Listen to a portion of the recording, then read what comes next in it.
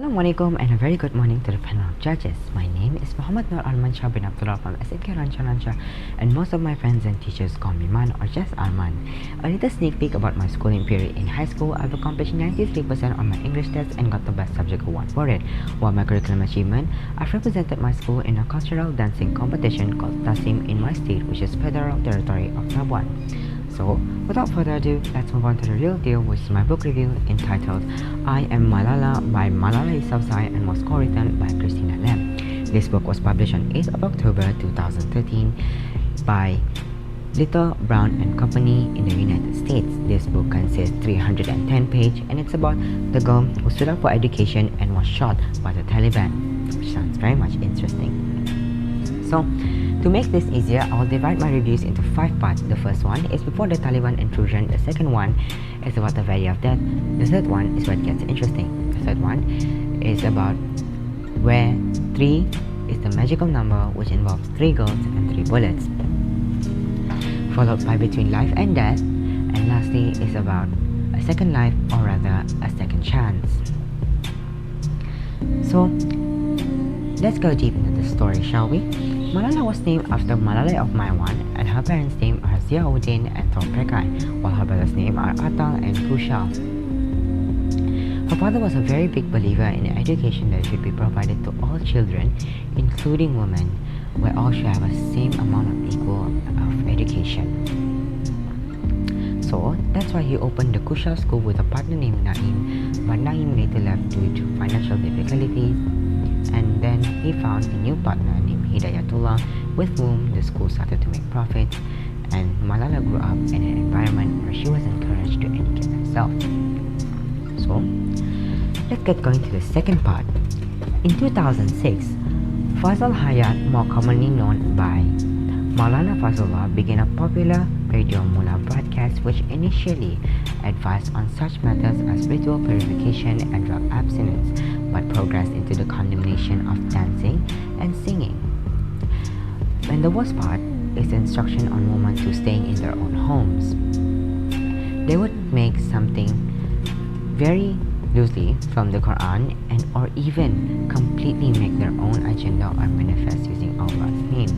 The Taliban began to commit further murders towards the citizens, and Ziauddin Yousafzai was almost to be on material because of his continued outspoken activism, and her school is shut down following a Taliban manifesto in 2009.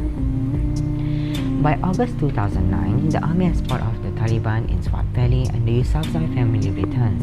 Malala's school reopens happily and she visited Islamabad with her school friends and even giving a public speech. In the late 2011, Malala Yousafzai begins to receive prizes for her activism, but not long after that, she receives death threats, which worries her parents, and Yousafzai, the family, the father of her, is expected to be targeted next. Malala also begins to fear an attack on herself. Now here comes the third part. Ever since Malala is known for her education, before every exam she revised hard so she doesn't have to be in second place. After Pakistan studies on 9th October, 2 men stopped her bus and one shouted, "Who is Malala?" and shot 3 bullets. One traveled from Malala's left eye to her shoulder. Gratefully, her 2 friends weren't fatally injured. So now let's dive into part 4.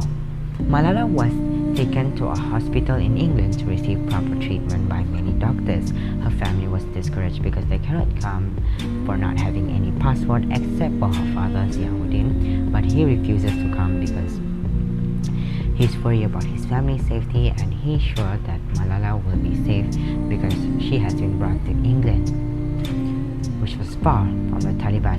Malala woke up in 16 October at Birmingham, and she woke up and spent the following days preoccupied of her father's location and being able to afford the medical treatment.